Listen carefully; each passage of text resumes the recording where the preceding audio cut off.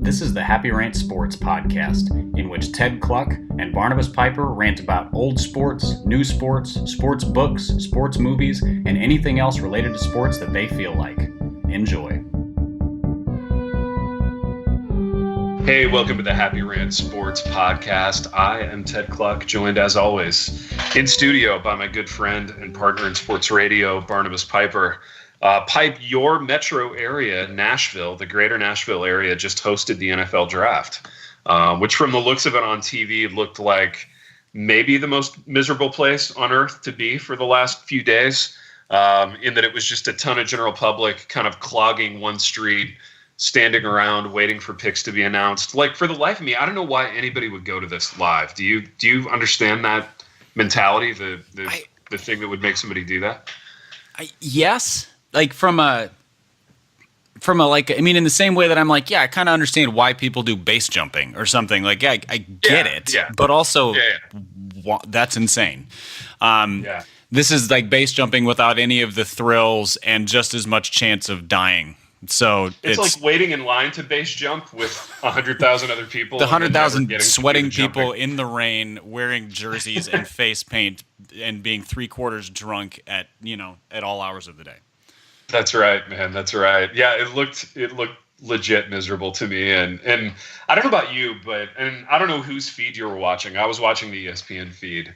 And on the first night of the draft, it was fascinating because whatever metro area the draft is in, they try to like co-opt whatever the cliches of that area are. They try to fold all of that into the production. So I'm a Nashville resident. I'm not a Nashville native, but I've been here for 5.5 years. I feel like this area is my home now. Their representation of Nashville was all of the worst aspects of this city and none of the parts that make it a cool place to live. Dude, it was. So I want you to talk about what some of those were, because I noticed that too, and I wanted to get your take on these things. Well, I mean, it was basically a montage of bro country and and then the bachelorette party crowd. And that was it. And every shot they took. So Nashville has a nice scenic downtown on a river. And so there was shots of that. And then like Lower Broadway, which is essentially sort of like our version of the Vegas Strip, except that it's the goofy like tourist bars. And except it's all like honky tonks and stuff like that. And so like any city, you have your tourist staples, and then where people live and kind of navigate their lives is elsewhere. But it was all that. So it's like, and it's a bunch of dudes with names like Corbin Easton and Thomas Rhett and these other things. I'm like, those aren't even real names. Like they're not. You threw together like a baseball bat brand. You mash them together. Yeah, and like you put a last name as a first name, and then they all sing the same crappy songs. And so that's the worst. It's like the worst, lowest common denominator Nashville thing, and that's what ESPN took and just splattered all over the place. Which, I'm not offended to the point of like, it's not like a moral offense. It's just like a big fat eye roll.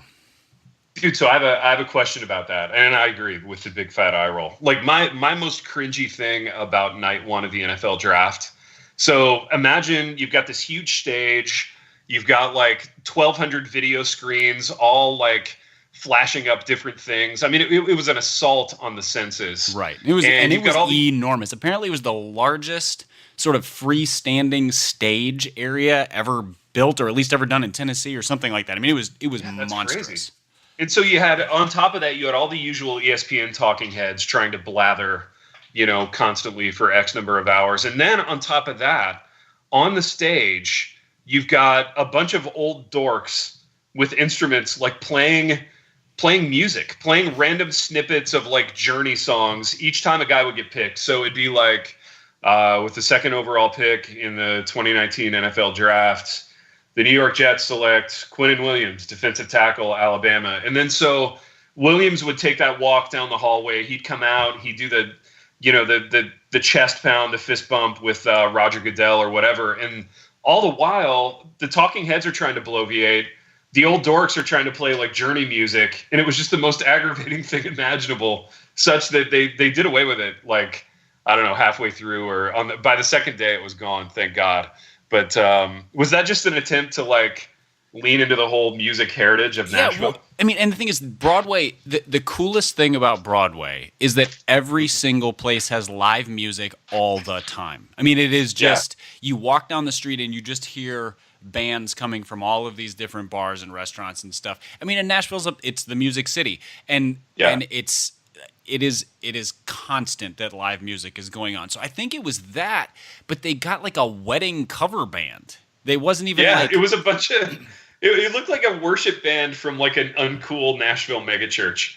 It was just a bunch of like 50-year-old dudes with like tucked in t-shirts and it looked really sad. Now here's the thing. My guess is if I went to some of my musician friends and were like, "Do you know any of those guys?" They would go, "Yeah, those are some of the best session musicians in Nashville." That's my guess. So I'm sure these they're are great. probably guys who are lifers in the industry and have, played on records that all of us have heard of.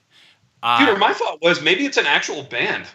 Like, I know so little about music. That could have been like, I don't know, Boston or Kansas or some like actual band. I don't think it was an actual band because I think they would have gotten credit on there.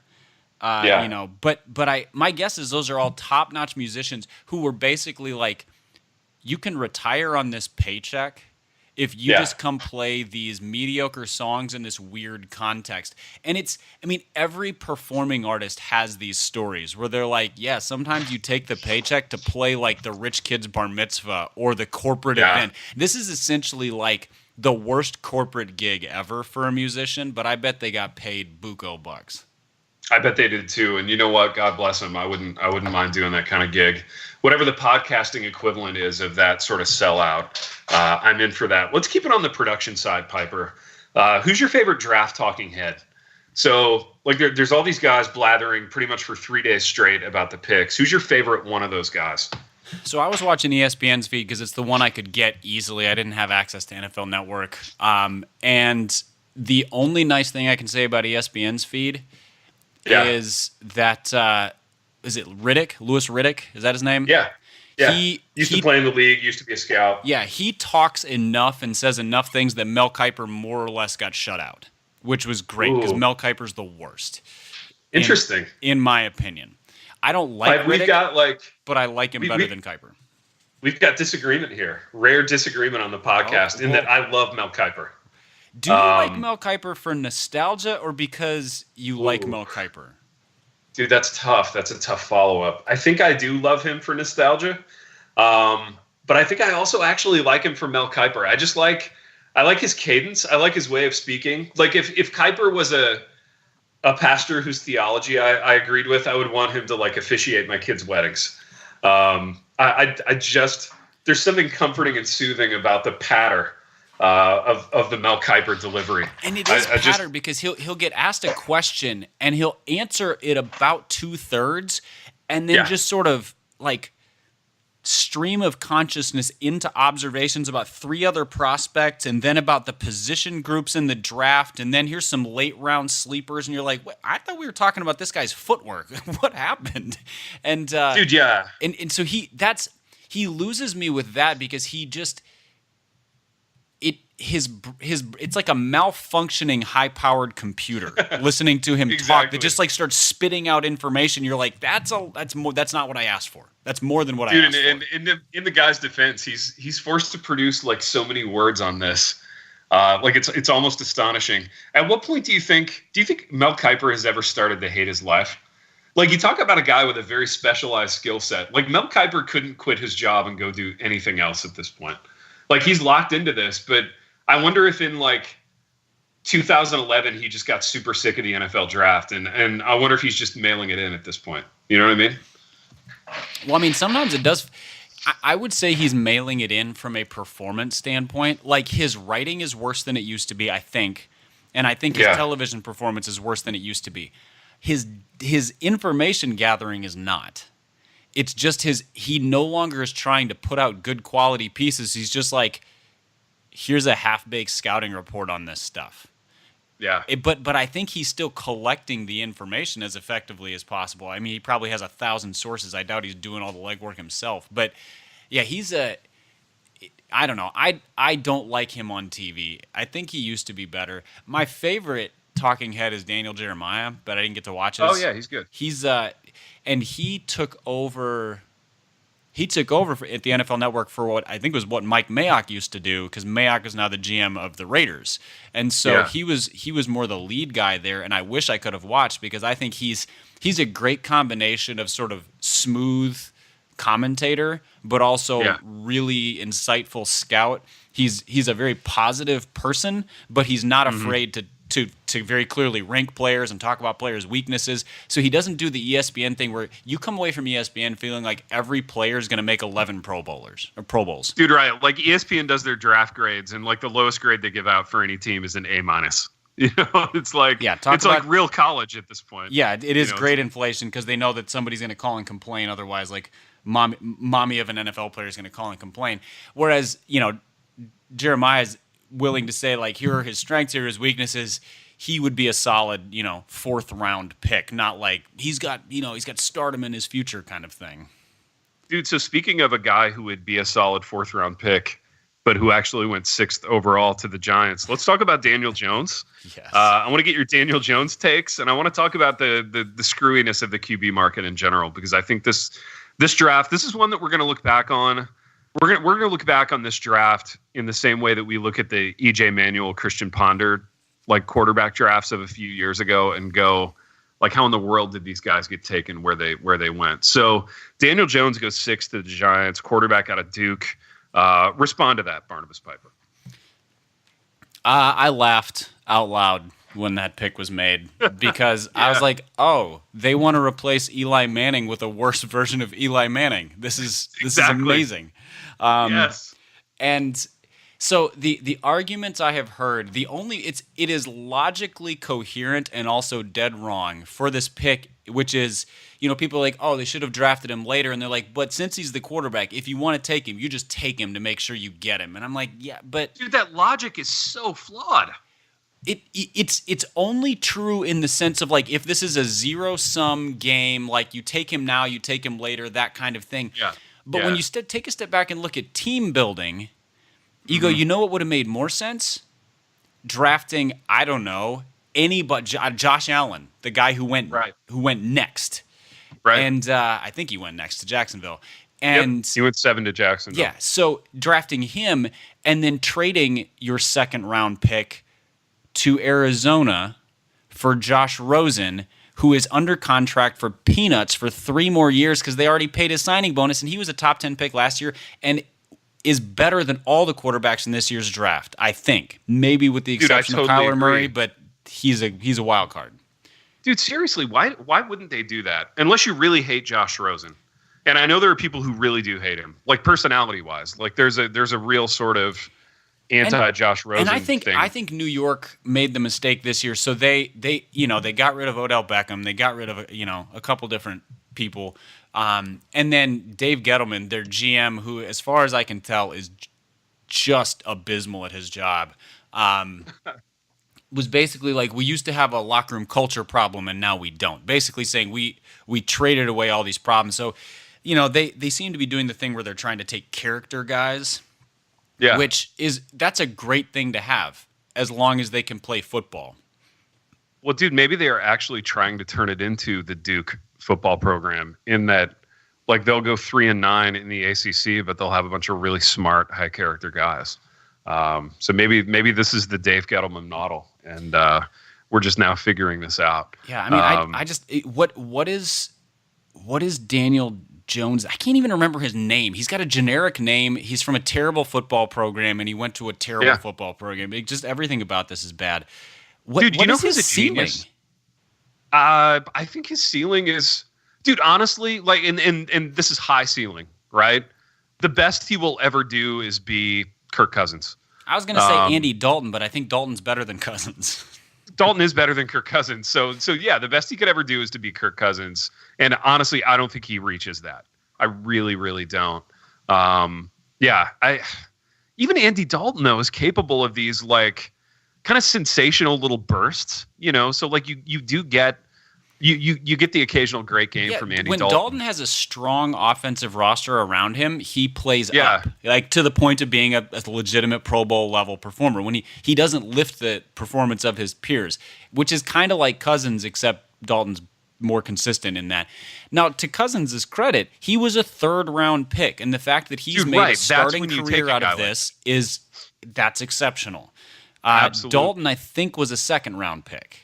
Again, Dude, the smartest guy pretty exceptional in this entire NFL draft process is Daniel Jones's agent.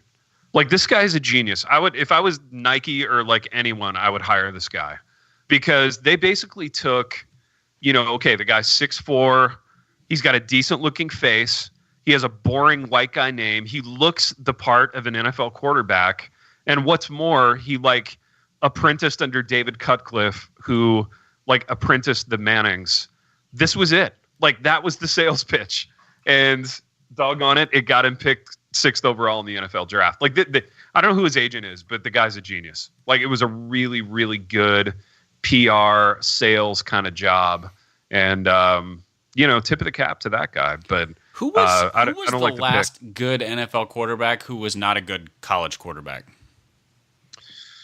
Okay, so good NFL quarterbacks that weren't good college quarterbacks. Because there are guys like Tom Brady is a good example, who was a solid college quarterback, but like he was solid. Kirk Cousins, solid college quarterback, not great. Dalton, same thing. But all of those guys, like, they performed in real conferences against real competition, and they did well. Daniel Jones is not good. Right. Yeah, he didn't really elevate the Duke program. It's like, you want to see, for me, like, you want to see a guy who's played in some big games. Duke never played in a big game. They have no rivals. Like it's just, it's football sort of that happens in the margins, right? It's not a program that you see in big games. They're in a good conference, or at least a power conference. Yeah. They play against some good teams, but they don't do anything against the good teams. Exactly. Okay, so I'm still thinking through your question. Bad college quarterbacks who became good NFL quarterbacks. Okay, so the Bills are gambling on this with Josh Allen, who is a nondescript college quarterback in a nondescript conference, never played in a big game, but just has these freakish miserables. Even Daniel Jones lacks that, though. Like, I don't think Daniel Jones lit the world on fire at his combine or whatever. So, yeah, even that. No, selling. Josh Allen has two things going for him.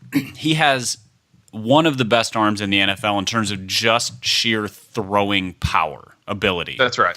Yeah. And he's a really good athlete. He's big, he was he's strong. He was on like Michael Vick rushing pace the second half of last year. Just athletic, fast. I mean, think like he's like Cam Newton, but less accurate, sort of.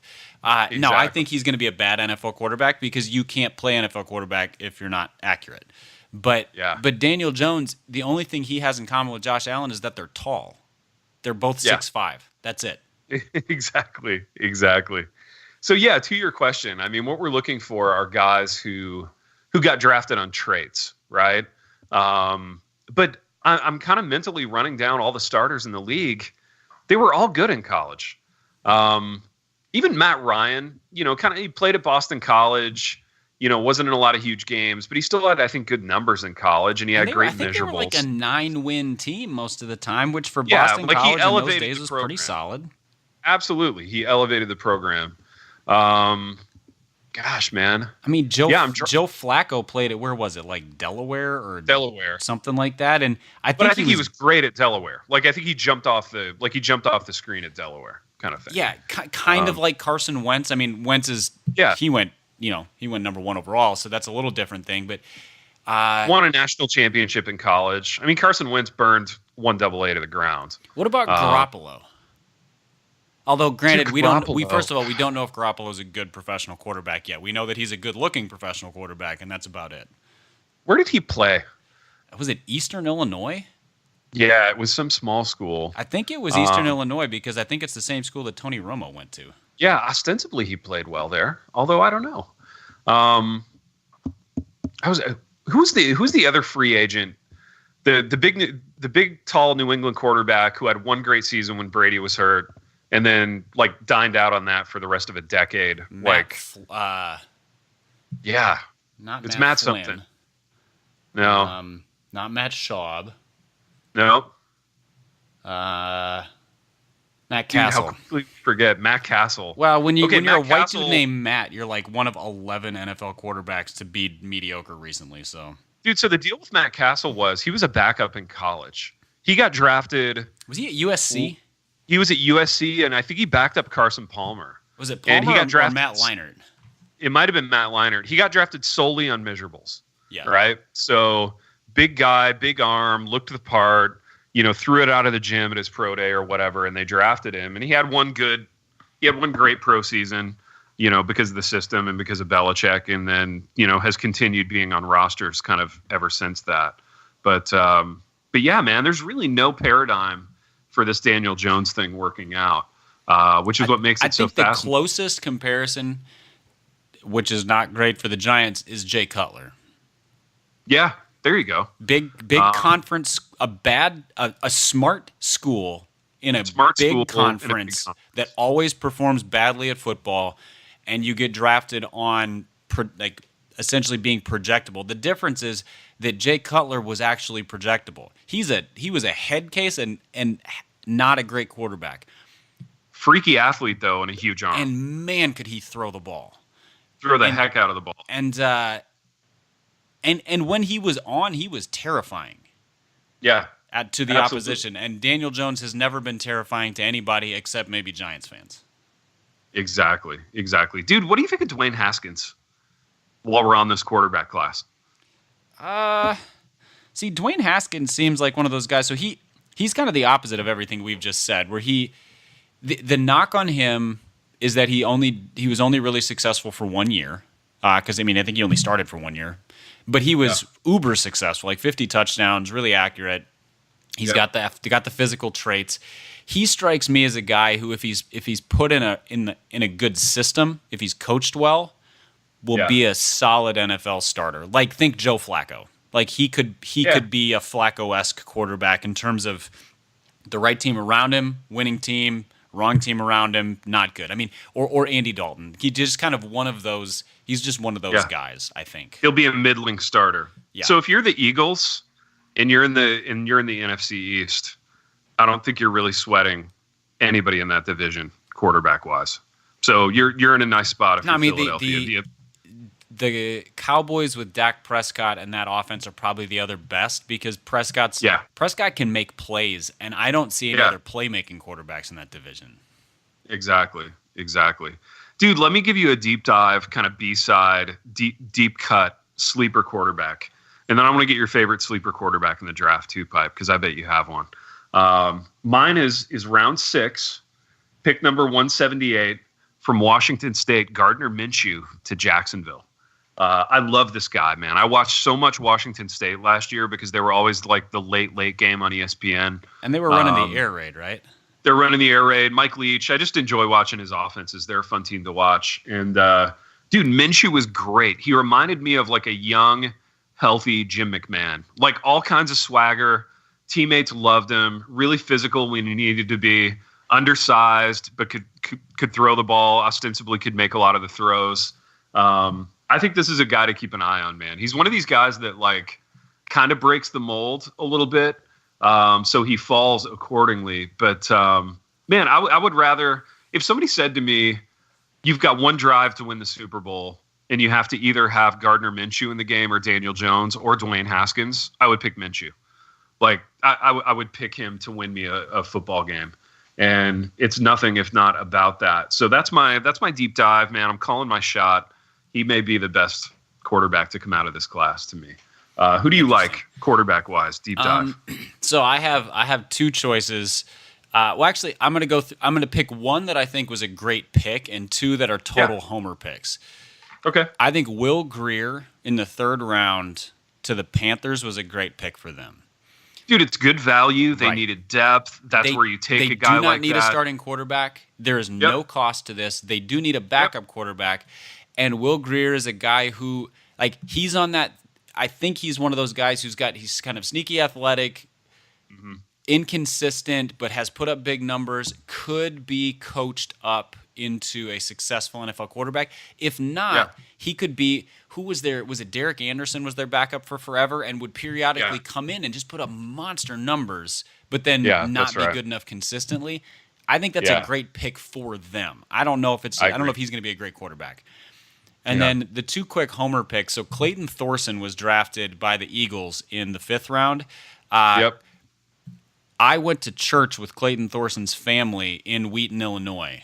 And so his dad was a Wheaton College football player. His older brother was a quarterback as well at Hawaii, or he transferred to Hawaii. And so there's just sort of a fun like homer connection from a few years ago. Dude, I remember his dad. He played in the World League, the WLAF. Yeah, Chad.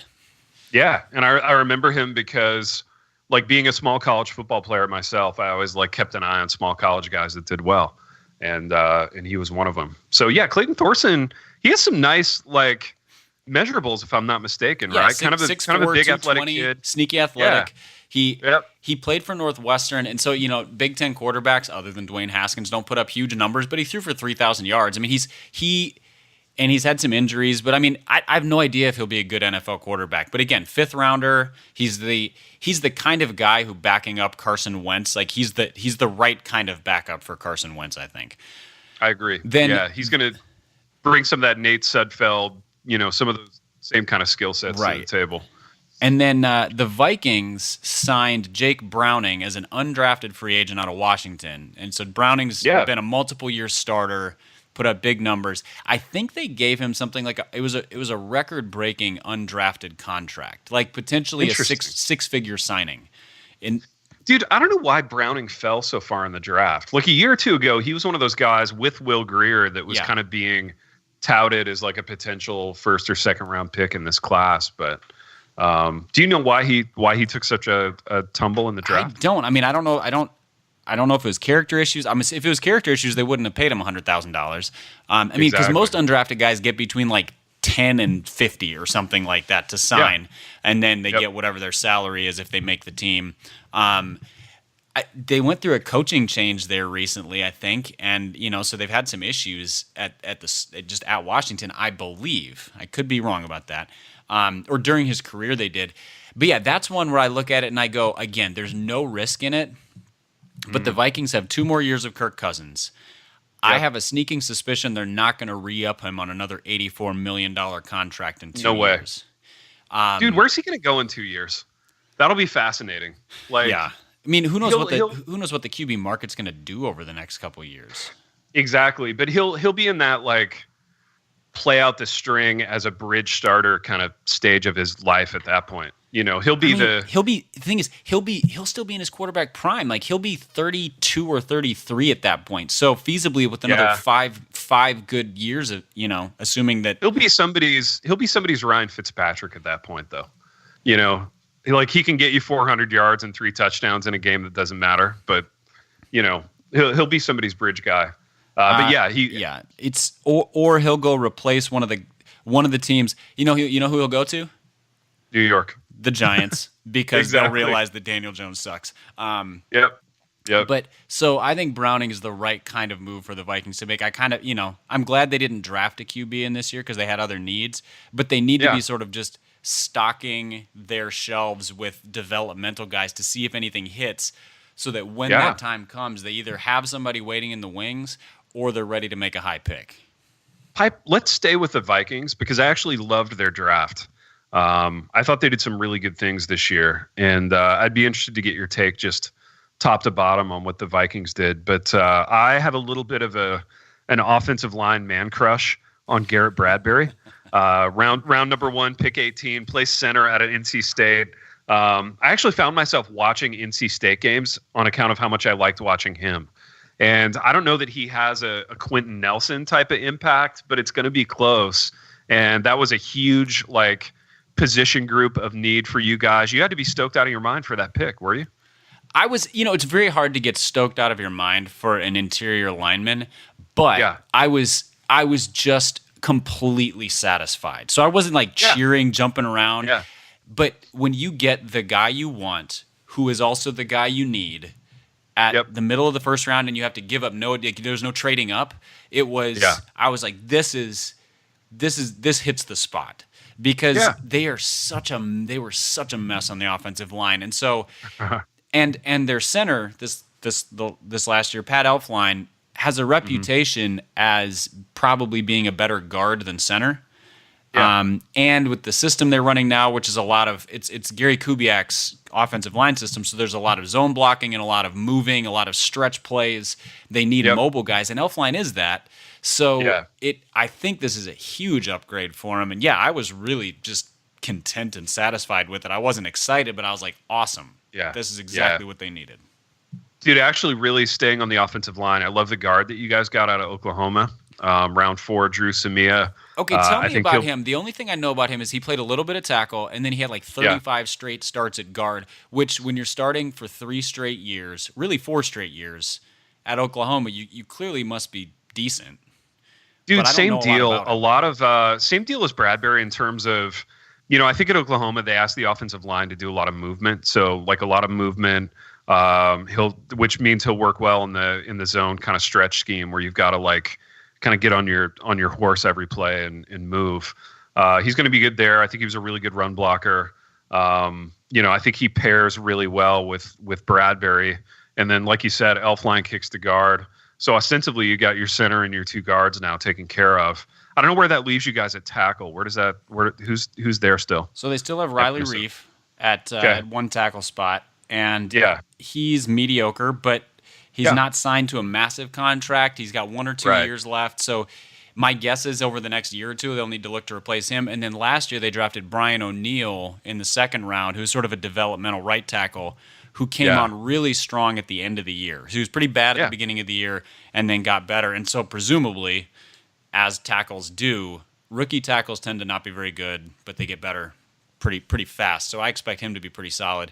And then they signed Josh Klein, I think his name is, as a guard in the offseason, which I'm just glad they have competition on the interior now instead of these are our starters and these are our utter garbage backups. Right. These are just guys who are here by default because we had to have bodies. Right. Absolutely. Piper, anything else about the Vikings draft that stands out? There's one thing that stands out to me that I'm excited about. So there was one pick I really, really liked. That was that was surprising. And then one pick I kind of scratched my head at. So the pick I really, really liked was Irv Smith Jr. in the 2nd round, the tight end out of Alabama. Great value right there. Yeah, a lot of people had him going in the 1st round. You guys got him at 50. Really nice value. I really like Kyle Rudolph, their longtime tight end, but he is of the kind of the old school tight end model. He's tall, he's slow. You throw it up to him when you need 8 yards, decent red zone target, but he's not dynamic, and he kind of limits what the offense can do.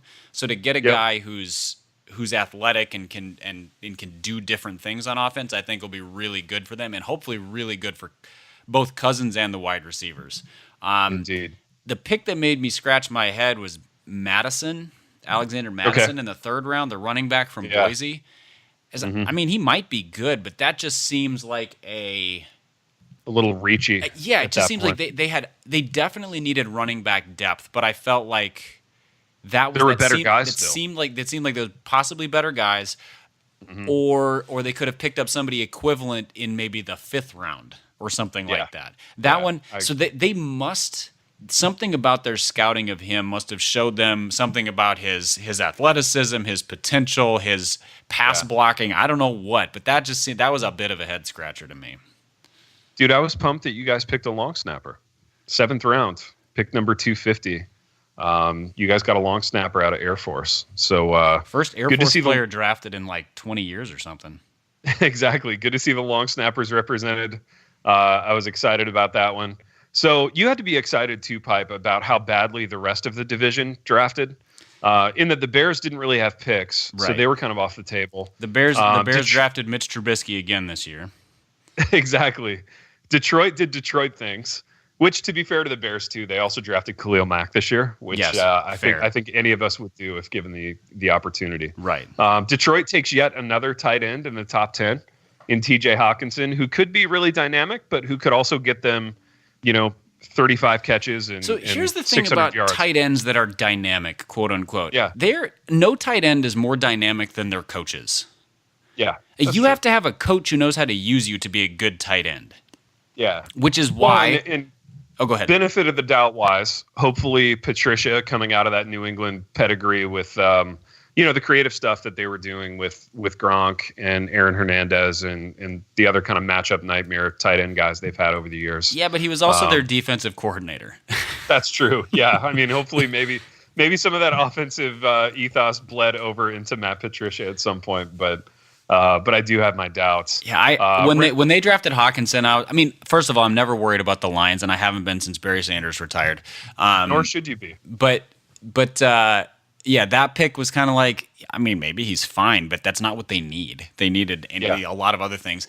The Packers made me just positively giddy with their first couple picks. Oh, fantastic. Rashawn Gary in the middle of the first round was just I laughed out loud and I clapped when they did that. I cheered more for their pick than the Vikings pick because dude, he may be more like guaranteed to be a bust than Daniel Jones even. That may have even been a worse pick. Like, just no production there. There's a guy drafted like entirely on his combine and his measurables. Didn't produce. That's a great pick if you hate the Packers. I think he's drafted on his high school recruiting rank. Yeah, he was a 5-star guy. He was the number one recruit in the country 4 years ago. So exactly. as a Vikings fan, we have some experience drafting elite athletes and turning them into productive players. But when the Vikings do it? The fourth round, the fifth round, the sixth round, and then they sign them to moderate contracts. They don't use the 12th overall pick on them or whatever he was at. Exactly. Dude, I think the Packers made some sneaky good picks later on, but I don't know if they're going to be enough to sort of move the needle for them. I like Sternberger, the tight end out of Texas A&M. I liked the center out of Mississippi State, Elgton Jenkins, that they got later on, but yeah, they really dropped the ball with that Rashawn Gary pick for sure. Pipe, let's talk about the Patriots. I think the Patriots had a phenomenal draft. I know that you probably hate the Patriots. Do you? No, have we talked about. We talked about this. Oh, I don't. Your affection for them runs deeper than mine, but I am not a hater at all. I as long as Belichick is there, I am fascinated by them because they're just the wizards of the NFL. He and like Greg Popovich in the NBA are kind of the same person in my mind in that they just keep breaking the rules of how success is supposed to happen, and it works and it works and it works, and it's funny, remarkable. I just always assume that Christians hate the Patriots because I've run into a lot of, like in church circles, almost nobody likes them. And you run into the whole like, well, they're cheaters and Belichick is the worst. Like you get a lot of that. I don't buy that because everybody in the NFL cheats. It's just absolutely it's just that the Patriots got caught. Dude, I think they had a phenomenal draft from a value standpoint and also from a guys fitting what they like to do standpoint. Let's start with N'Keal Harry, first round, pick number 32. You talk about a guy with a lot of attributes, kind of an Alshon Jeffrey type in college.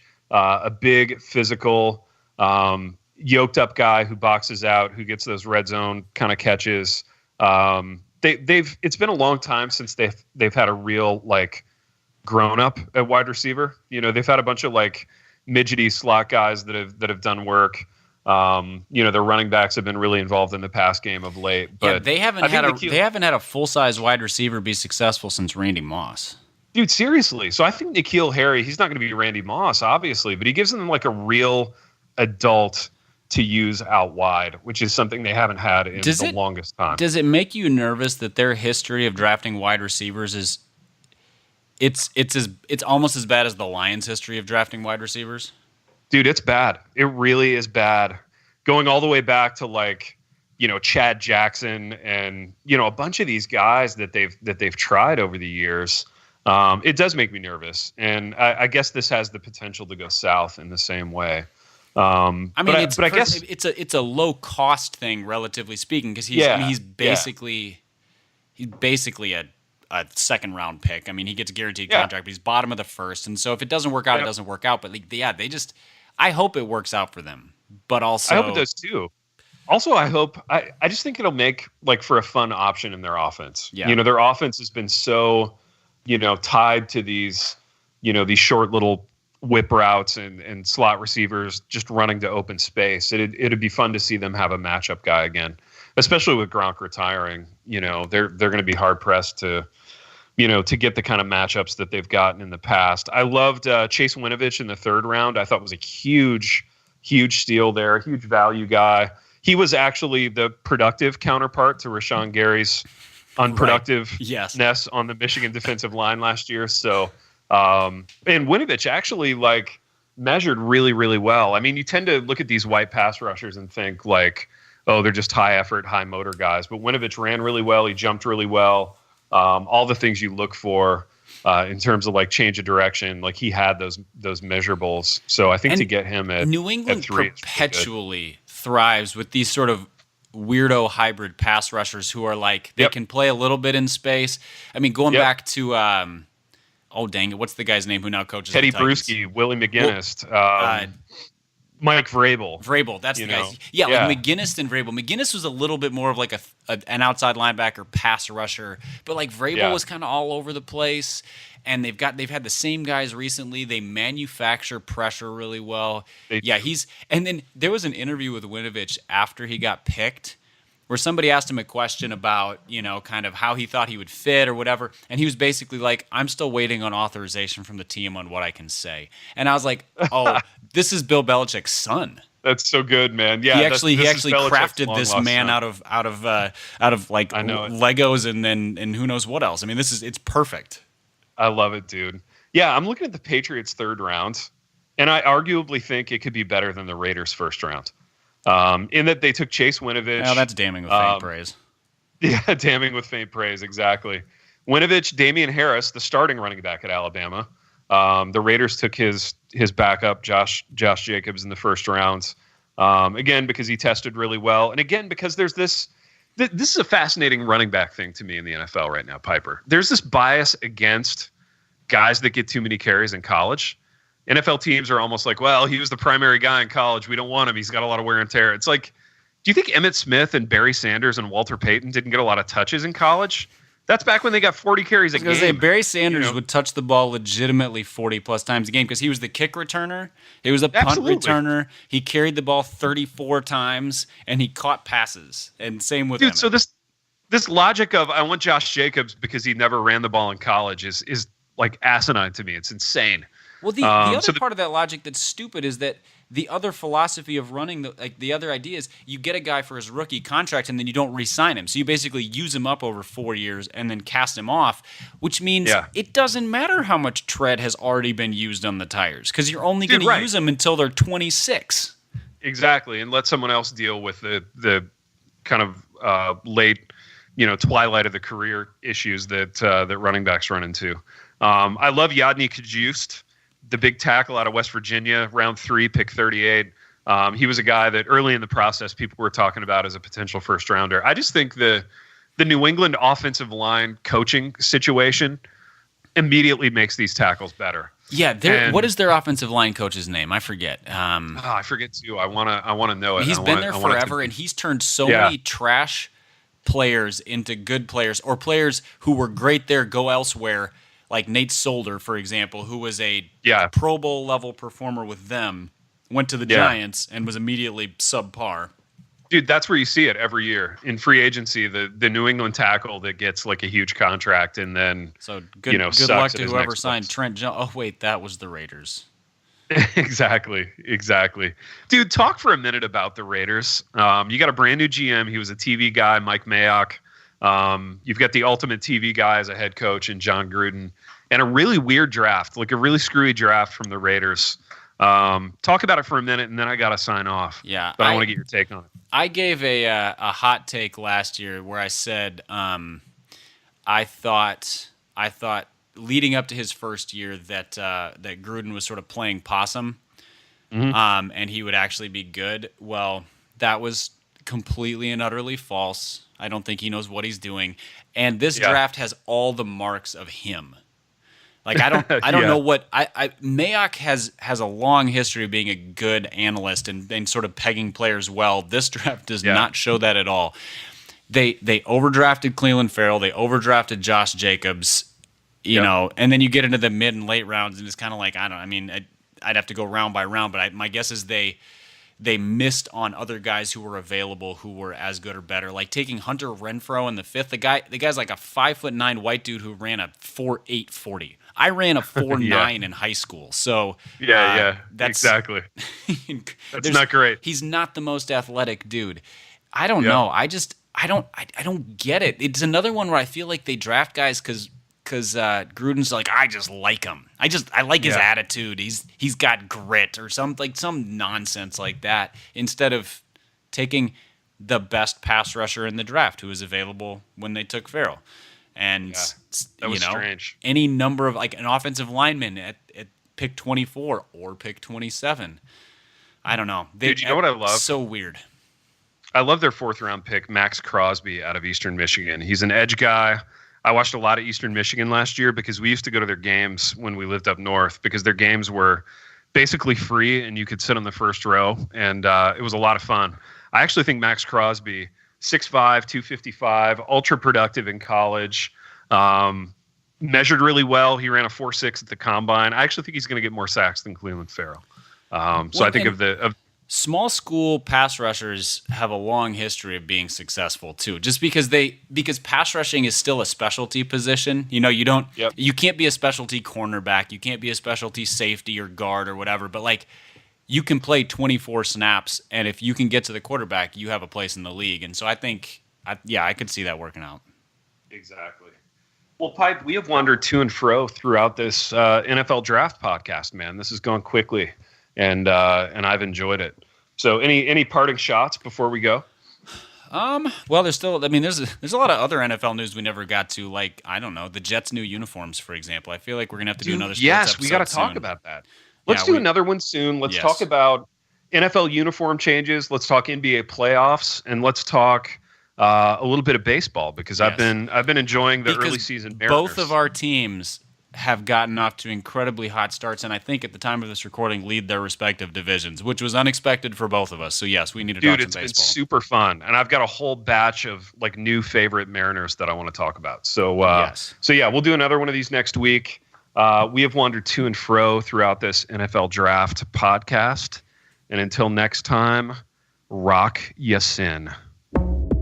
The Happy Rant is brought to you by Resonate Recordings.